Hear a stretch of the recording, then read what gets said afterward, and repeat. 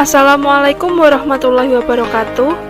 Kami dari kelompok 5 akuntansi A2 semester 3 akan memaparkan tentang membangun sistem informasi. Sebelumnya, perkenalkan anggota kelompok kami.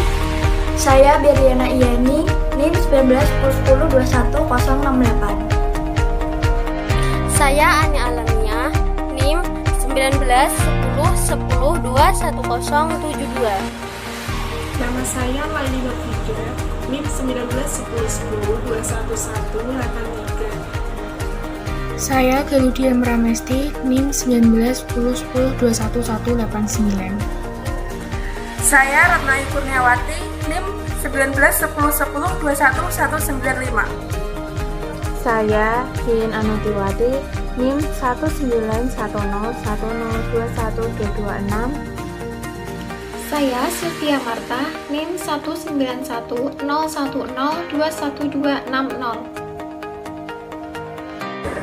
Sistem sebagai perubahan yang direncanakan dalam perusahaan. Yang pertama ada pengembangan sistem dan perubahan organisasional. Teknologi informasi dapat mempromosikan variasi dari derajat perubahan organisasional yang berkisar dari penambahan bertahap hingga perubahan yang lebih jauh. Bentuk paling umum dari perubahan dalam organisasional yang dimungkinkan oleh teknologi informasi adalah otomatisasi. Penerapan yang pertama dari teknologi informasi yang melibatkan penugasan para karyawan untuk mengerjakan tugas mereka secara lebih efektif dan efisien. Sebagai contoh dari otomatisasi pada masa awal adalah memberikan kasir atau teller bank akses yang lebih cepat atas saluran tabungan. Suatu bentuk yang lebih mendalam dari perubahan organisasional adalah rasionalisasi prosedur. Rasionalisasi prosedur adalah pelurusan prosedur operasional yang standar.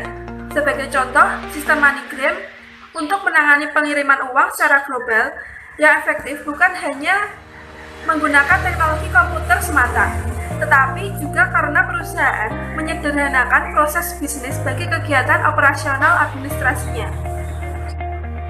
Tipe perubahan organisasional yang lebih ampuh adalah merancang ulang proses bisnis, yang mana proses bisnis akan dianalisis, disederhanakan, dan dirancang ulang. Merancang ulang proses bisnis akan mengorganisasi kembali alur kerja, menggabungkan langkah-langkah untuk memangkas tugas yang sia-sia, dan menghilangkan pengulangan, serta tugas yang lebih memerlukan banyak kertas. Merasionalkan prosedur dan merancang ulang proses bisnis terbatas pada bagian tertentu dari bisnis. Sistem informasi yang baru pada akhirnya dapat mempengaruhi desain dari keseluruhan organisasi dengan mengubah bagaimana organisasi menjalankan bisnisnya atau bahkan sifat dari bisnis. B. Perancangan ulang proses bisnis. Beberapa dari sistem-sistem tersebut memerlukan proses perubahan secara bertahap. Akan tetapi, yang lainnya memerlukan lebih banyak merancang kembali proses bisnis yang luas. Untuk menangani perubahan-perubahan tersebut, maka organisasi beralih pada manajemen proses bisnis atau Business Process Management, disingkat dengan BPM. BPM ini tidak dimasukkan karena proses peningkatan memerlukan perubahan yang terus-menerus. Perusahaan yang menjalankan manajemen proses bisnis harus melalui langkah-langkah berikut ini. Yang pertama, mengidentifikasi proses untuk perubahan. Salah satu strategi keputusan yang paling penting dapat dilakukan oleh suatu perusahaan adalah bukan memutuskan bagaimana menggunakan komputer untuk meningkatkan proses bisnis, akan tetapi memahami proses bisnis apakah yang memerlukan peningkatan. Yang kedua, menganalisis proses yang telah ada. Proses bisnis yang sudah ada dimodelkan dan didokumentasikan, mencatat input, output, sumber daya, dan urutan aktivitas. Yang ketiga, merancang proses yang baru.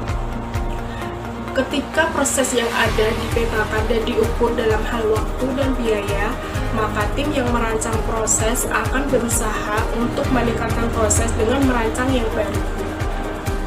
Yang keempat, mengimplementasikan proses yang baru. Ketika proses yang baru telah seluruhnya dimodelkan dan dianalisis, maka harus diterjemahkan ke dalam suatu rangkaian prosedur yang baru dan aturan kerja. 5. Perubahan yang terus-menerus. Ketika suatu proses telah diimplementasikan dan dioptimalkan, maka perlu diukur secara terus-menerus.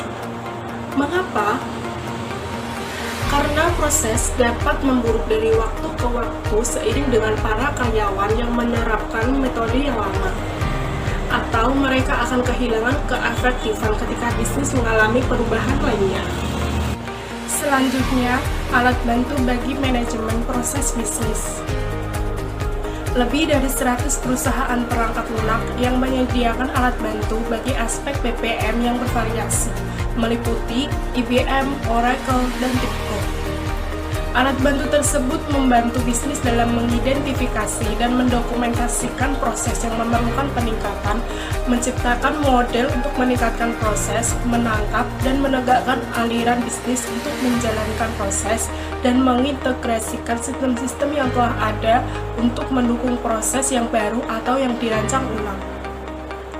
Sebagai contoh, American National Insurance Company atau ANCO yang menawarkan asuransi jiwa, asuransi kesehatan, asuransi kerugian properti, dan jasa investasi menggunakan perangkat lunak aliran kerja PKBPM untuk melancarkan proses layanan kepada konsumen di seluruh 4 kelompok bisnis. Ikhtisar pengembangan sistem yang di dalamnya terdapat 4 subbab penting. Yang pertama ada analisis sistem atau sistem analisis, adalah analisis suatu permasalahan yang mana suatu perusahaan berusaha untuk memecahkannya dengan sistem informasi yang terdiri atas menentukan permasalahan, mengidentifikasi penyebabnya, menentukan solusi, dan mengidentifikasi kebutuhan informasi yang harus dipenuhi oleh suatu solusi sistem. Analisis sistem meliputi studi kelayakan atau feasibility study untuk menentukan apakah suatu solusi layak ataukah tidak, atau dapat dicapai dari sudut pandang finansial, teknik, dan organisasional. Kebutuhan informasi yaitu merupakan tingkat yang paling dasar kebutuhan informasi atau information requirements pada suatu sistem yang baru, mengidentifikasi siapa yang memerlukan informasi, di mana, kapan, dan bagaimana. Merancang sistem atau desain sistem. Desain sistem adalah keseluruhan rencana atau model bagi sistem tersebut, seperti denah gedung atau rumah yang terdiri atas semua spesifikasi yang memberikan bentuk dan struktur dari sistem tersebut. Perancangan sistem mencirikan spesifikasi sistem yang akan menjalankan fungsi yang diidentifikasi dalam analisis sistem. Spesifikasi-spesifikasi tersebut akan menangani semua komponen manajerial, organisasional, dan teknikal dari suatu solusi sistem. Peranan dari para pengguna akhir memastikan bahwa sistem akan mencerminkan proses bisnis mereka dan kebutuhan informasi. Menyelesaikan proses pengembangan sistem. Di dalam menyelesaikan proses pengembangan sistem terdiri atas langkah-langkah sebagai berikut. Yang pertama, pemrograman atau programming, yaitu spesifikasi sistem dipersiapkan selama tahap perancangan diterjemahkan ke dalam perangkat lunak kode program. Yang kedua, ada pengujian atau testing untuk memastikan apakah sistem memberikan hasil atau tidak. Pengujian sistem informasi dibagi menjadi 3. Yang pertama, pengujian unit atau unit testing, yaitu menguji tiap-tiap program secara terpisah dalam sistem, yang bertujuan menjamin bahwa program-program telah terbebas dari kesalahan. Yang kedua, pengujian sistem atau sistem unit, menguji fungsi dari sistem informasi sebagai suatu keseluruhan. Yang ketiga, pengujian penerimaan atau acceptance testing, menyediakan sertifikasi final yang mana sistem siap untuk digunakan dalam suatu pengaturan produksi. Yang keempat, rencana pengujian atau test plan meliputi semua persiapan untuk serangkaian pengujian yang sistematis. Konservasi atau conversion yaitu suatu perubahan dari sistem yang lama menuju sistem yang baru. Terdapat 4 strategi utama konservasi. Yang pertama, strategi paralel. Sistem yang lama dari sistem yang baru dijalankan bersama-sama pada suatu waktu hingga setiap meyakini salah satu fungsi yang baru dengan benar. Yang kedua, strategi pemangkasan secara langsung, menggantikan sistem yang lama secara keseluruhan dengan sistem yang baru yang telah ditunjuk.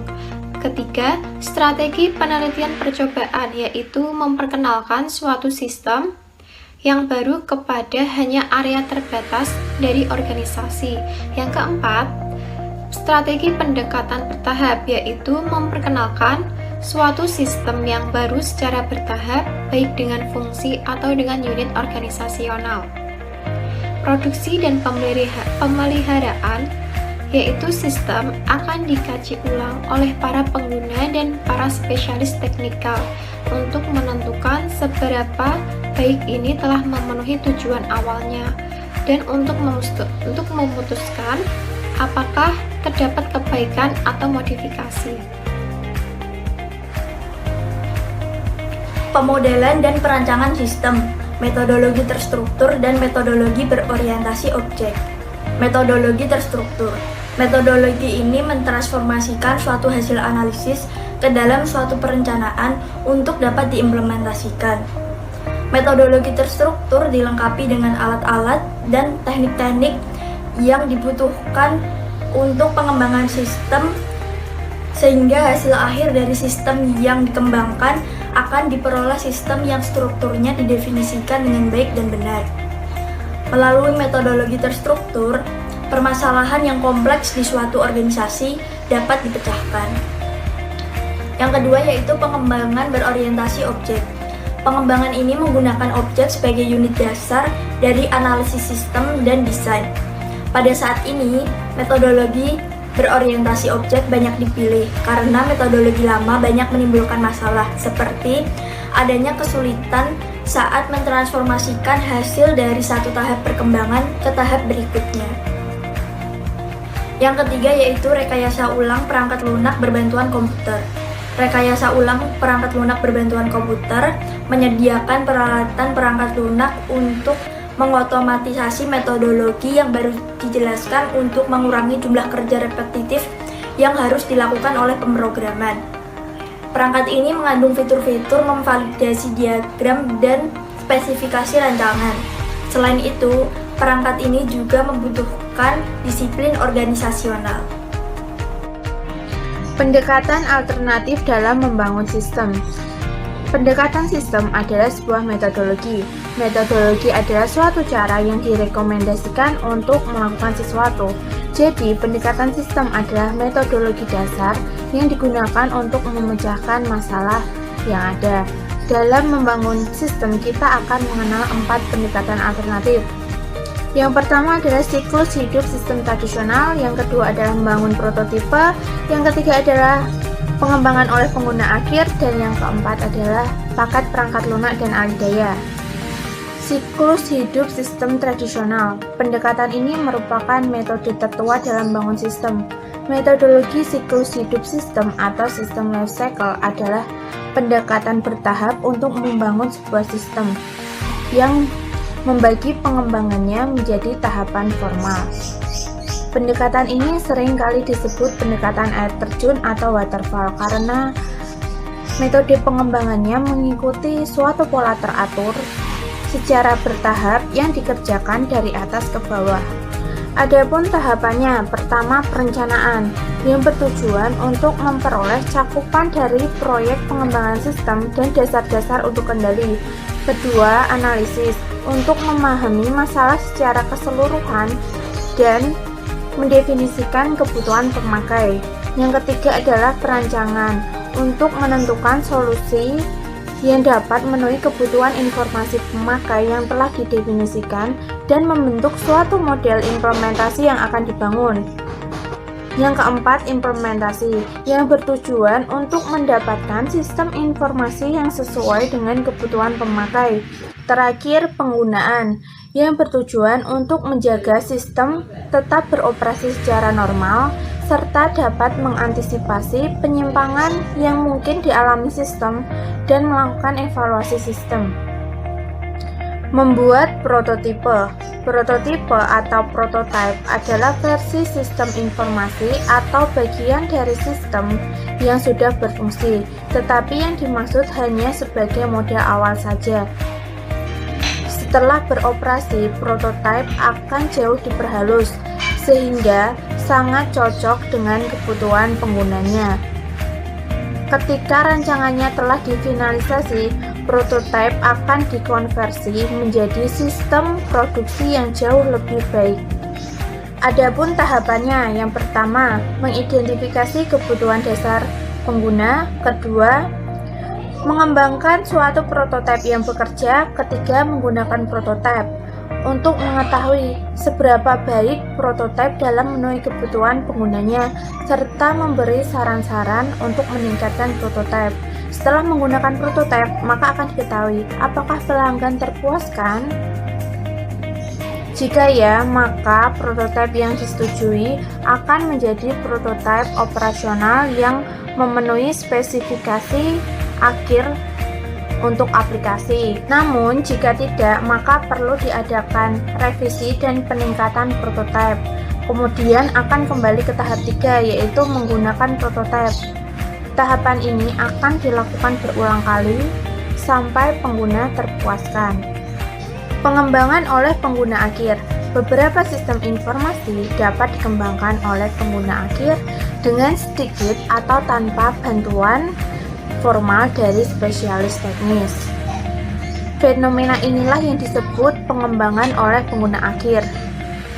Pendekatan ini mungkin dilakukan karena adanya serangkaian perangkat lunak yang dikategorikan sebagai bahasa generasi keempat atau Fourth Generation Language. Bahasa generasi keempat cenderung non-prosedural dibandingkan dengan bahasa pemrograman konvensional. Paket perangkat lunak aplikasi dan alih daya. Yang pertama, paket perangkat lunak aplikasi. Ketika sistem dikembangkan menggunakan paket perangkat lunak aplikasi, analisis sistem akan mencakup suatu upaya evaluasi paket. Kriteria evaluasi yang paling penting adalah fungsi-fungsi yang disediakan oleh paket, fleksibilitasnya, kemudian penggunanya, sumber daya perangkat keras dan perangkat lunak, kebutuhan database dan biayanya. Proses evaluasi, paket sering didasarkan pada permintaan proposal, daftar pertanyaan terperinci yang diberikan kepada vendor paket perangkat lunak. Ketika paket perangkat lunak telah dipilih, perusahaan tidak lagi mengendalikan proses perancangan sistem secara keseluruhan, alih-alih menyesuaikan spesifikasi rancangan sistem secara langsung dengan kebutuhan pengguna. Upaya perancangan akan meliputi mencoba kebutuhan pengguna dengan fitur-fitur paket yang ada. Yang kedua ada alih daya. Alih daya dalam negeri sangat didorong oleh kenyataan bahwa perusahaan alih daya memiliki keahlian, sumber daya, dan aset yang dimiliki oleh para klien mereka. Memasang sistem manajemen rantai pasokan yang baru dalam sebuah perusahaan yang sangat besar membutuhkan untuk merekrut 30-50 karyawan yang baru dengan keahlian tertentu dalam perangkat lunak manajemen rantai pemasok. Ketimbang merekrut karyawan baru yang permanen, sebagian besar dari mereka memerlukan pelatihan ekstensif dalam paket perangkat lunak dan kemudian melepaskan mereka setelah sistem yang baru telah terpasang. Akan lebih masuk akal dan seringkali lebih murah untuk melakukan alih daya pekerjaan ini selama periode 12 bulan. Alih daya luar negeri mendatangkan biaya tambahan untuk mengatasi perbedaan budaya yang mengeringkan produktivitas dan berurusan dengan permasalahan sumber daya manusia, seperti misalnya memecat atau merelokasi para karyawan dalam negeri. Semua biaya yang tersembunyi tersebut akan melemahkan beberapa manfaat yang diharapkan dari alih daya perusahaan. Khususnya harus berhati-hati ketika menggunakan para pelaku alih daya untuk mengembangkan atau untuk menjalankan aplikasi yang memberikan beberapa jenis keunggulan yang kompetitif. Yang selanjutnya yaitu 13.4. Pembangunan aplikasi untuk perusahaan digital. Yang A. Pengembangan aplikasi rapid atau RAD. Perangkat-perangkat lunak berorientasi objek, perangkat lunak yang dapat digunakan ulang, prototipe, dan alat bahasa generasi keempat, membantu pembangunan sistem membuat sistem kerja jauh lebih cepat daripada yang dapat mereka gunakan dengan metode pembuatan dan perangkat lunak sistem tradisional. Istilah Rapid Application Development atau RAD digunakan untuk menggambarkan proses pembuatan sistem bekerja dan waktu yang sangat singkat. RAD dapat mencakup pengguna pemrograman visual dan perangkat lainnya untuk membuat antarmuka bagi pengguna. Pembuatan prototipe dari elemen-elemen sistem terpenting, otomatisasi pembuatan kode program, dan kerja sama erat antara pengguna akhir dan pengguna sistem informasi. Tiap-tiap proyek yang kecil dikerjakan oleh sebuah tim desain, pengodean, pengujian, dan dokumentasi. Peningkatan atau tambahan fungsionalitas yang dilakukan dalam pengulangan berikut sebagaimana para pengembang menjelaskan kebutuhan-kebutuhan. Hal ini yang membantu meminimalkan keseluruhan resiko dan memungkinkan bagi proyek untuk menyesuaikan diri terhadap perubahan yang cepat. Pengembangan berbasis komponen dan layanan web. Telah dijelaskan beberapa manfaat dari pengembangan berorientasi untuk pengembangan sistem yang dapat merespon perubahan yang cepat dalam lingkungan bisnis termasuk aplikasi web. Pendekatan terhadap pengembangan perangkat lunak ini disebut pengembangan berbasis komponen, yang dapat dibuat dengan merakit dan mengintegrasikan komponen-komponen perangkat lunak yang tersedia. Perusahaan menggunakan pengembangan berbasis komponen untuk membuat aplikasi e-commerce. Layanan web. Layanan web dapat digunakan sebagai perangkat lunak pembuat aplikasi sistem informasi baru atau perbaikan sistem yang ada. Pengembangan aplikasi mobile. Mengembangkan aplikasi jadi platform mobile cukup berbeda dari pengembangan untuk PC dan layar mereka yang jauh lebih besar. Dengan menggunakan desain web yang responsif, memungkinkan situs web secara otomatis mengubah tata letak sesuai dengan resolusi layar pengunjung. Sekian presentasi dari kelompok kami. Kurang lebihnya mohon maaf. Jangan lupa like, comment, dan subscribe. Thanks for watching. Wassalamualaikum warahmatullahi wabarakatuh.